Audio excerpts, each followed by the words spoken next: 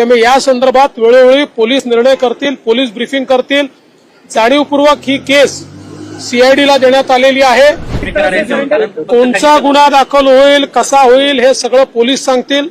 हे पोलिसांचं काम आहे। जे पुरावे आहेत त्याच्या आधारावर कोणाला सोडणार नाही हे मी स्पष्टपणे सांगितलेलं आहे। त्यामुळे या संदर्भात वेळोवेळी पोलीस निर्णय करतील, पोलीस ब्रीफिंग करतील। जाणीवपूर्वक ही केस सीआयडीला देण्यात आलेली आहे। त्यांना पूर्ण स्वायत्तता देण्यात आलेली आहे। कोणाचाही त्यांच्यावर दबाव चालवून घेतला जाणार नाही, कुठलाही दबाव राहणार नाही।